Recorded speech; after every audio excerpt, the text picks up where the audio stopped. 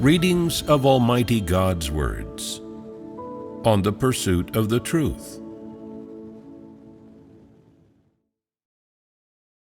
How to pursue the truth. 18. All things under God's sovereignty are positive things. We have fellowshipped a bit on the aspect of what is ordained by God. So, shouldn't we also fellowship on the truth concerning what is under God's sovereignty? Is there a subtle difference between what is under God's sovereignty and what is created by God and what is ordained by God? What does God's sovereignty involve? It is often said that God is sovereign over people's fates. Regardless of what kind of fate people have, is the matter of fate itself a positive thing? No matter what a person's fate is like, whether it appears good or bad on the outside, as long as it comes from God, is ordained by God, or is under God's sovereignty, then it is a positive thing. Then, how can it be determined that people's fates are positive things? People have all kinds of fates. Outwardly, some seem to live blessed lives, while others suffer. Some people are prosperous all their lives, while for others things never go smoothly. Some people live in affluence, others in extreme poverty. Some people have happy, blissful families, while others have unhappy marriages and unfilial children. Some people are alone their whole lives, while others enjoy being surrounded by their children and grandchildren. Some people are plagued by illness and pain all their lives, living in great anguish, while others are strong and healthy, living a comfortable, free life, and eventually die peacefully at a ripe old age. Are these not the fates of different kinds of people? Then is fate under God's sovereignty? In people's notions, they think, since fate is under God's sovereignty, then people's fates should all be good. Why are there so many bad ones? There is an even more baffling fact, which is that most people's fates are not as they would wish. Look, how many people don't suffer any hardship their whole lives, are born into wealth and status, and are showered with affection from all sides? How many such people are there? Only those born into elite families have such a fate. Most other people suffer all their lives and endure innumerable hardships, running into hurdles at each step. Things are extremely difficult for them and don't go smoothly at all. Although in theory, you acknowledge that people's fates are all under God's sovereignty, and that all things under God's sovereignty are positive things, you still don't understand in your heart. If it's said that it's a positive thing for those who are born into incredible privilege to have good fates, in terms of doctrine, this is acceptable. But for 80 to 90% of people, things don't go smoothly and they suffer their whole lives. So why are such fates also positive things and also under God's sovereignty? This feels somewhat unacceptable. Whether out of a sense of moral justice or out of sympathy, fates like this cannot be classified as positive things. It doesn't add up. Could it be that this definition is wrong? If it truly is wrong, then the part about people's fates should be removed from what God is sovereign over. But if it's removed, that would be denying the fact that God is sovereign over people's fates. Wouldn't that be outrageously rebellious? But how should we understand the fact that all things under God's sovereignty are positive things, and that bad fates are also positive things? People become a bit perplexed. This presents a difficult question for you, does it not? Then you tell me. Let's see who can explain this matter clearly. I think it's wrong for people to regard encountering hardships as a bad thing. In fact, the fate God ordains for someone, regardless of whether it is one of hardship or ease, is most beneficial for them. Suffering, in particular, is even more capable of shaping people. In addition, these things are related to the reincarnation of people's souls.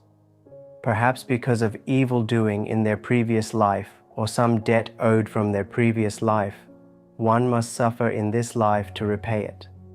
This is all subject to God's ordination and arrangement. Then what is the positive thing in this? Can you explain it clearly? No. You see, if someone really were to ask you about this, you wouldn't be able to explain it clearly. You'd get stuck right here. If you did not take it seriously, you would just let it pass. But this would affect your acceptance of the truth that all things under God's sovereignty are positive things. It would affect your use of this truth to characterize which things are positive. It would affect your acceptance and recognition of any positive thing.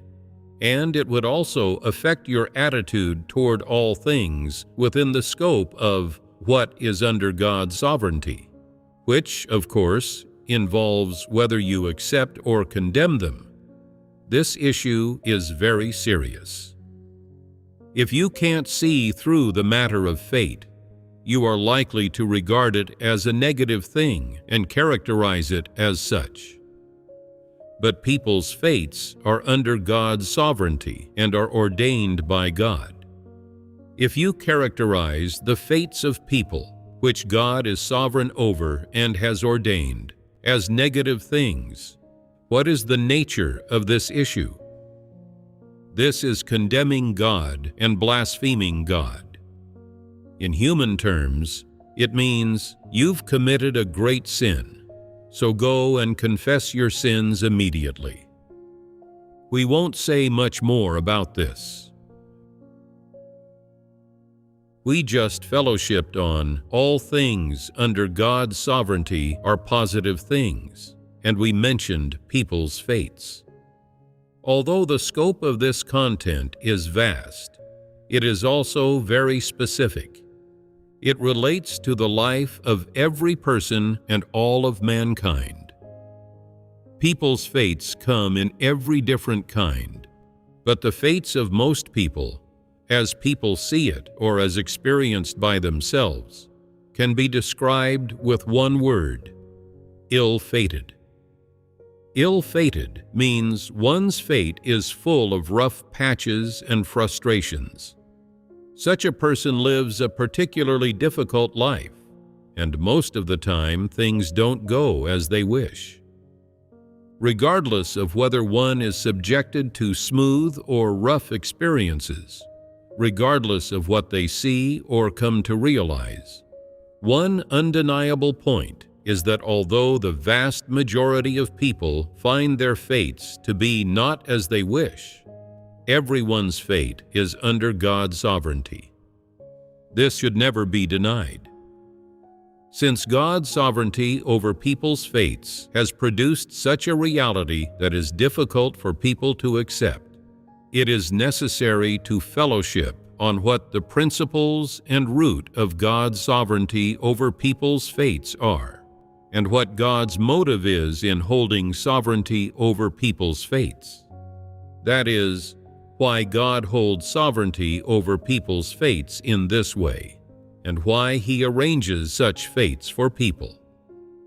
First, let's look at what God's motive in holding sovereignty over people's fates is.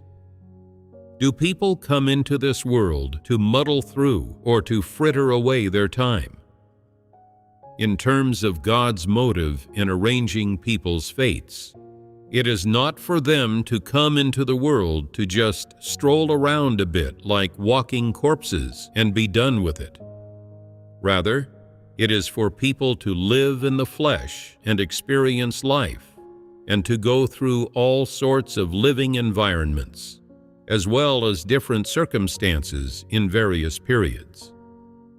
Speaking of experiencing life, man's flesh has an attribute. If a person lives in a comfortable environment without going through any rough patches, difficulties, setbacks, or failures, it is not easy for them to grow and mature. It is like a plant growing in a greenhouse without being exposed to wind and sun. Its life is very fragile because it is not easy for it to absorb various nutrients from nature. Once it is exposed to the scorching sun and strong winds, it is very easy for it to snap and die prematurely, and then its life cannot continue. Therefore, in terms of the nature and instinct of man's flesh, mankind should not be like flowers in a greenhouse that do not experience wind and rain, but should endure various setbacks, rough patches, and disappointments from the human world. In such a living environment, mankind will make use of their God-given free will and thoughts, and they will, by every means possible, independently, tenaciously, and without fear of any difficulties, keep going and keep living. This will stimulate people's various instincts for life and survival, and people will be able to use their God-given instinct for survival to live independently and to face every environment, as well as all the people, events, and things around them. For one thing, from the perspective of the objective instinct of man's flesh, people need the stimulation and impetus of this environment to generate the desire to survive, so that they can live with fortitude.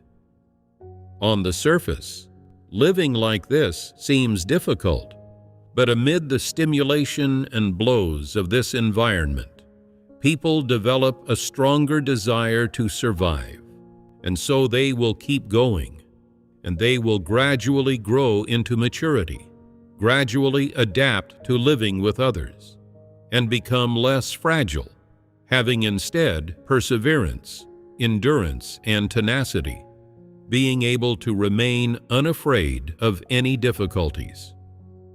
This is God's initial motive in arranging people's fates. This is the basic concept of people's fates, which are designed based on the original form of the instinct of their flesh. This is one aspect. The other is that, building on from this basic concept, when people make their journey through this world, going from childhood to old age, in the process of gradually growing older, they experience life events, gain life experience, and gain some principles and paths for facing various difficulties in life. In this way, people gradually grow into maturity and become increasingly capable of living independently between heaven and earth and among others.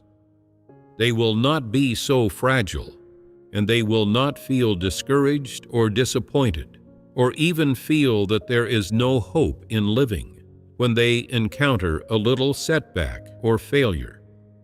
Rather, after experiencing various rough circumstances, they will be increasingly capable of viewing life and death correctly, and increasingly capable of realizing which duties are those that they should perform in life and are what they need most.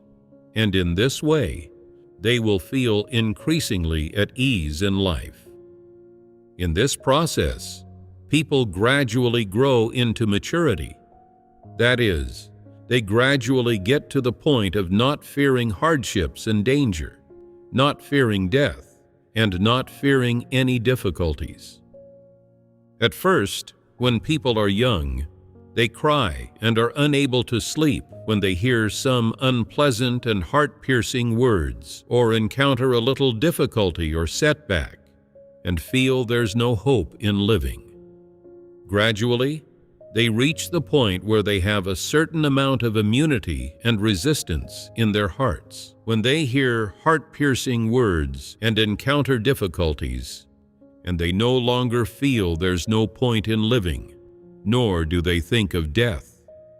Later on, when they hear even more heart-piercing words and encounter setbacks and failures, they can endure them in their hearts without being greatly affected, and feel that it is very normal for people to experience these things in life, and they no longer need the comfort, encouragement, or assistance of others in order to carry on with their lives. In this way, don't people gain more and more fortitude? People have the ability to survive independently, and also the motivation to survive independently. Everyone must go through the stage of being young and naive. It's not until after the age of 40 or 50 that they gradually reach a state of maturity and become adults.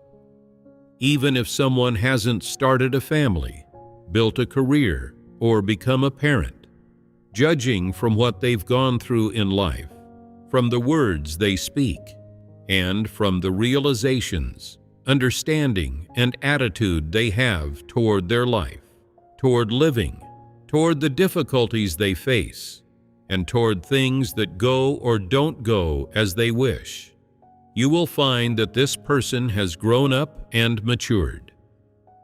What is all this thanks to? It is thanks to the various difficulties, disappointments, and even setbacks and failures that appear in people's fates as ordained by God. Therefore, from this perspective, it is beyond doubt that God's sovereignty over people's fates is a positive thing, and people should accept this truth to the fullest extent. Can it be said here that God truly has painstaking intentions in His sovereignty over people's fates? Regardless of whether one believes in God or not, as people grow into maturity starting from their births, those with good caliber can even reach a point of understanding that they are subject to fate and of seeking God. Judging from this fact, isn't the original intention of God's sovereignty over people's fates a positive thing? Yes. You see, when I say this, you all nod and acknowledge that it is a positive thing. Why is that? Because what I am saying is a fact, and I have explained the essence of this matter clearly, and you have also experienced it, right? Mankind has indeed benefited from the fate that is under God's sovereignty. No matter what your background is, or where you come from, and no matter what role you play in this society, in short, as long as you live under God's sovereignty, you have received benefits from God. Some people say, that's not right. God has to be sovereign over the fates of God's chosen people, over the fates of humans. God is not sovereign over the fates of those who are reincarnated from devils or animals. Is this statement correct? Anything that is a created being is under God's sovereignty. As long as it is a created being, it has a fate. You are a created being, so you have your fate. God has arranged a fate for you, so your fate is not something you have chosen, nor is it something you have created. It comes from God's sovereignty. Therefore, no matter what role you play, whether you are reincarnated from a human, an animal, or a devil. Since you now appear to be a member of the human race, you certainly have a fate, and your fate is definitely under God's sovereignty. Based on this point, isn't God's sovereignty over people's fates a positive thing? Why do we say that God's sovereignty over people's fates is a positive thing? Because God has painstaking intentions behind the fate He arranges for any created being. It's all for mankind to be able to live normally and in an orderly way in this world, with the various innate conditions endowed by God. God does not treat any person unfairly. As it is said, the sun shines on the good and on the evil. This is God's sovereignty. Otherwise, why would we say that only God is the creator of mankind, and only God is sovereign over mankind? Because this is what God does. God has this ability, and He has this essence and this authority. This point makes it clear. God's sovereignty over people's fates is a positive thing, and this can neither be denied nor doubted. That is to say, given the laws of the fleshly life of mankind, the fates of hardships and rough patches that God arranges for people can help them gradually grow into maturity and be able to complete their journey through this life smoothly. From this perspective, God's sovereignty is a positive thing. Looking at another aspect of people's fates, many people live difficult, disappointing lives.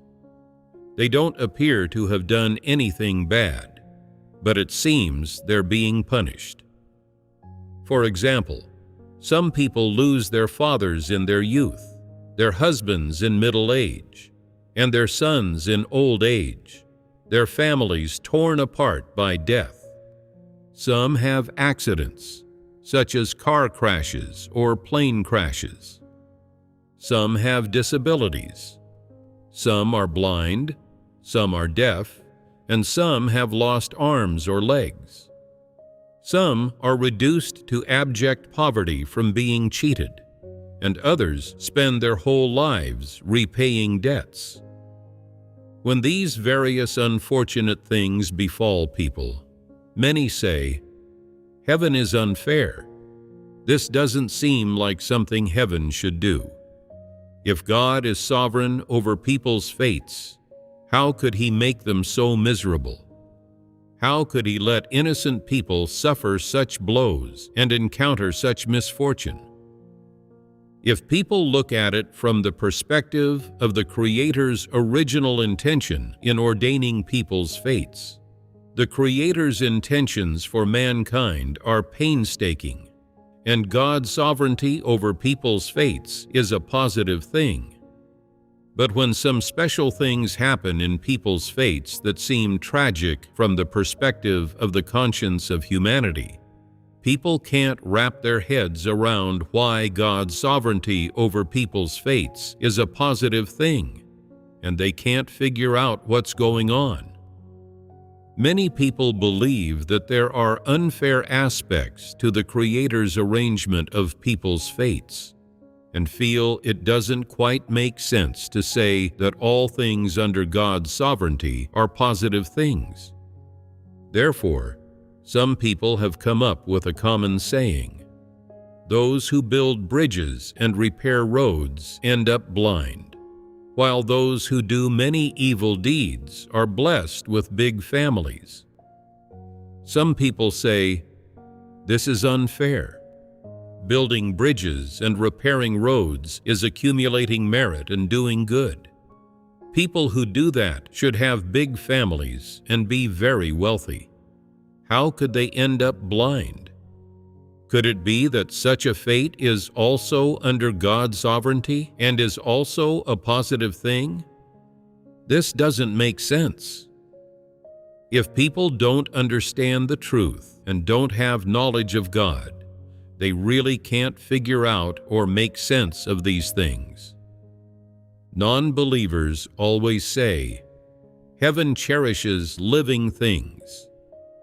What does this mean? It means that if there is a God, if there is a heaven, then God should care for His populace. If He is the Creator, He should care for His created beings and treat them kindly. He should not let them suffer these pains.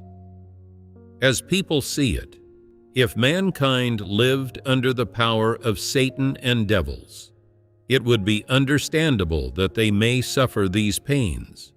But since mankind lives under God's dominion and under God's sovereignty, they should not suffer them. Especially when it comes to this kind of fate being under God's sovereignty, people are even more unable to understand what's going on. If people don't understand the truth, it is very difficult for them to recognize that there is meaning behind each thing that God exercises sovereignty over and arranges. They can't wrap their heads around some things and get stuck on these special situations. If someone has a bit of a God-fearing heart, they will say, "If we can't explain this matter, then let's not talk about it. We shouldn't judge it at will." They can be considered to have a bit of reason. Some people have no conscience or reason, much less God-fearing hearts. They are audacious and have the gall to judge wantonly when they encounter things that don't go as they wish. Humph! People say heaven cherishes living things. So why do some people who seem to be quite good die at a young age? And they die violent deaths, leaving behind a bunch of children. It's so pitiable, so tragic. And people still claim God's sovereignty is a positive thing. If people having such tragic fates is under God's sovereignty, then God is not righteous. These people judge God so wantonly. People's fates are undoubtedly under God's sovereignty. This can never be questioned or denied at any time. The statement, "People's fates are in God's hands," is sound at all times and is a fact at all times, because God's sovereignty over people's fates is a positive thing, and this will never change at any time. So why do people encounter such tragic situations? There is one thing that people don't know about, or they may understand it in terms of doctrine, but can't explain it clearly, which is that every person's fate has a cause and effect.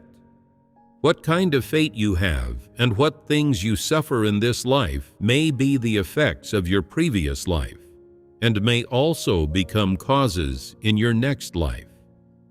It's just like non-believers say, "What goes around comes around." In your previous life, you may have sown certain causes and effects. If God arranges for you to be reincarnated as a human and become a member of the human race in this life, then you must pay the price for the causes and effects you sowed. You must make up for them. Whether you are going to make up for them and whether you should is not for you to decide. No one who has done evil is willing to accept punishment.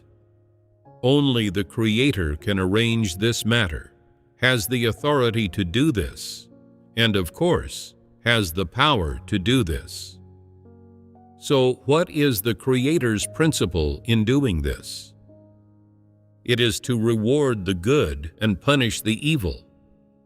Although mankind does not understand God's sovereignty, does not know God, and does not comprehend the fundamentals and principles of God's sovereignty, for God, because He has a righteous disposition and because of His identity as the Creator, He has established heavenly rules and laws for mankind and for all things. What are these heavenly rules and laws based on? They are based on God's righteous disposition and on God's authority and power. The establishment of these heavenly rules and laws is reflected in a phenomenon in the human world, which is the reincarnation of humans. The process of human reincarnation is often directly related to cause and effect, and this causality is reflected and manifested in some special things in people's fates. In addition, in the process of human reincarnation, people receive God's rewards as well as God's punishments. God punishes those who do evil. That is, He has them encounter all kinds of misfortunes and mishaps, and all kinds of punishments that people view as undeserved and unreasonable. Some of these punishments are even particularly tragic in the eyes of man, but there is a background to why this tragic situation happens to them.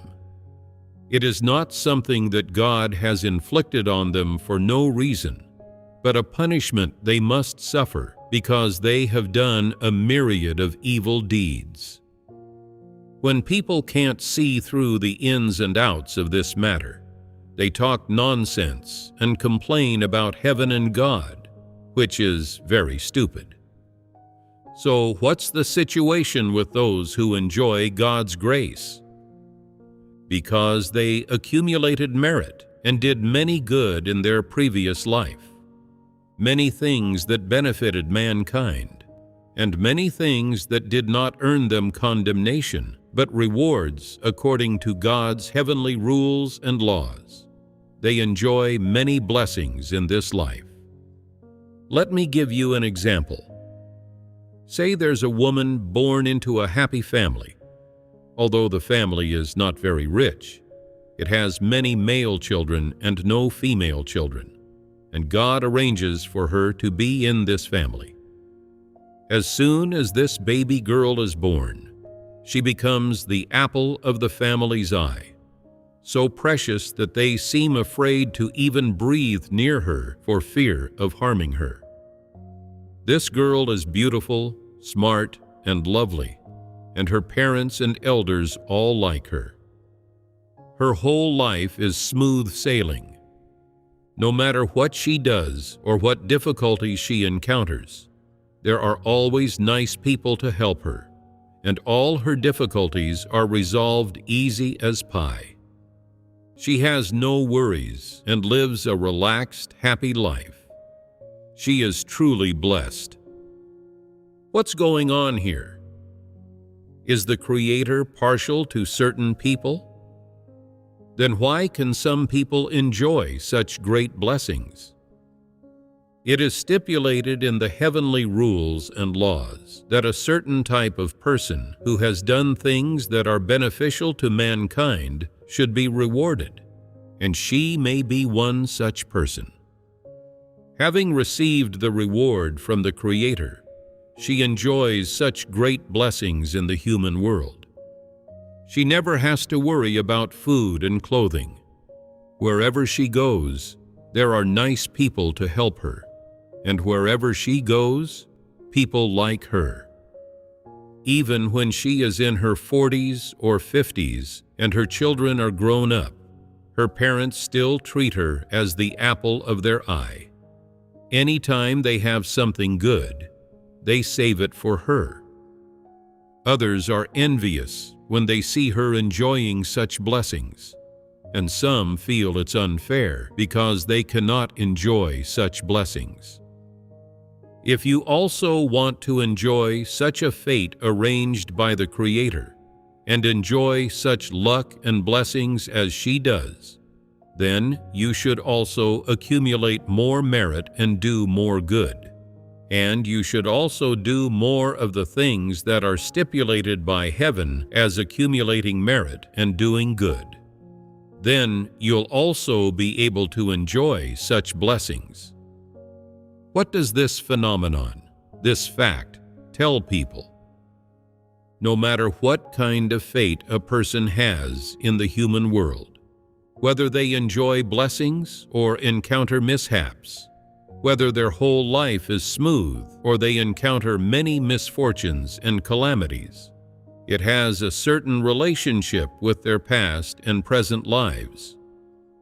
Ultimately, then, what their fate is related to the heavenly rules and laws set by God. If everything they did in their previous life was in line with the provisions of the heavenly rules and laws that result in being rewarded, then their fate in this life may be, in people's view, glamorous, smooth sailing, and very good. If what they did in their previous life violated many heavenly laws, and just happened to match up with the provisions of the heavenly rules and laws set by God that result in punishment, then the fate that God arranges for them will, in people's view, be that they lead a particularly miserable, pitiful life, as if this life is just for them to come and repay their past debts.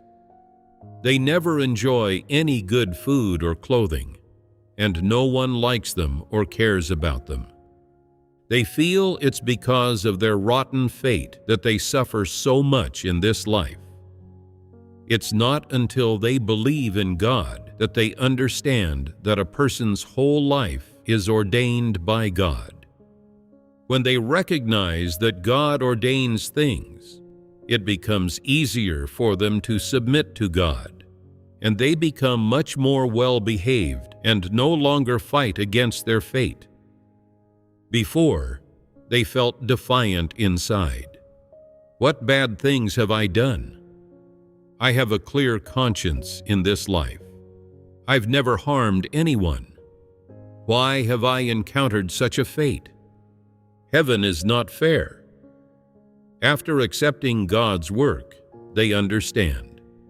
This is God's righteousness. God has impelled me to come before Him through these things. It is also right to think this way, and this is a fact. But it is also a fact that the punishment people receive comes from God's sovereignty.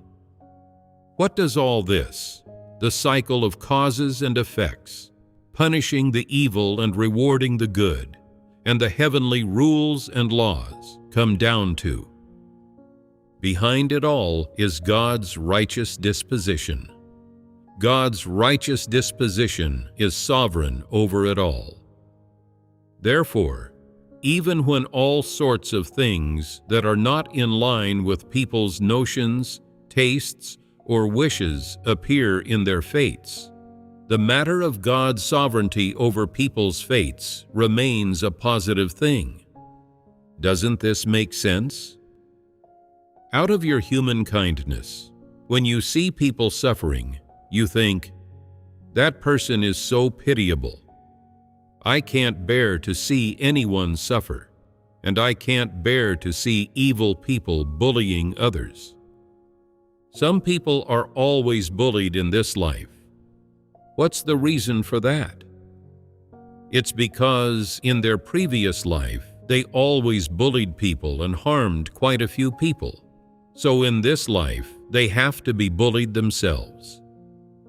If you always bully people, the fruit you bear in the end is to be bullied yourself. This is the righteousness of the Creator. By conducting yourself in that way, you violated the heavenly laws. So you should pay the price and endure pain and torment for the evil you did in your previous life. This is God's righteousness, and you cannot escape it. Therefore, the fact that there are all kinds of fates for people makes it increasingly clear that the heavenly rules and laws set by God cannot be changed by any person, and no one is an exception. The Creator has never had fleshly feelings for mankind, and of course, The essence of the Creator is to have no fleshly feelings. He only has a righteous disposition. All that God does, in human language, is reasonable and righteous. So how should it be viewed from the perspective of the truth? It's God's righteous disposition. It's all positive things. People should accept it from God and should not have any judgments or evaluations of God which aren't in line with reality or don't accord with the truth. Even if you sympathize with and pity some people from a human perspective, as a follower of God who understands some truths, you should praise God's righteous disposition, and you should also praise God's sovereignty. It is so good that God is sovereign in this way. It is precisely because God is sovereign over people's fates in this way that mankind has been able to survive in an orderly manner to this day. If Satan were sovereign over people's fates, mankind would have long been in chaos, and it would have been impossible for them to live to this day. Look at what the devil's realm is like. Without God's sovereignty, the human world would be the same as the devil's realm. What is the devil's realm? The most realistic example is the internal struggles, carried out both in the open and in secret, within the CCP's autocratic rule, which are filled with bloodshed and murderous intent. That is the devil's realm. Isn't the interior situation of the CCP's autocratic rule chaotic? People often disappear, and even when they are clearly assassinated, nobody dares to announce it. This is the chaos of the devil's realm, and it is also the chaos of today's evil world. It is certain beyond all doubt that God's sovereignty over people's fates is a positive thing. Whether from the perspective of God's original intention in designing people's fates, or from the perspective of the results of people's fates produced by the heavenly rules and laws established by God, it should be said with absolute certainty that God's sovereignty over people's fates is a positive thing, not a negative one. If you have notions about this truth, you can seek the truth in God's words to resolve your notions. But you cannot say based on your notions and imaginings. People's fates under God's sovereignty should all be good and beneficial to them. Why do things end up so poorly for some people due to God's sovereignty? This shouldn't be God's sovereignty, right? You must never say such a thing. Such an outrageously rebellious and blasphemous statement must never come from your mouth. From today onward, you must accept and affirm the truth that people's fates are under God's sovereignty, and God's sovereignty is a positive thing. Do not doubt this. No matter how the fates of people that you see with your own eyes, or that you experience conflicts with your notions, or even if you think they are inhumane, you should believe and affirm that God's sovereignty over people's fates is real and is a positive thing.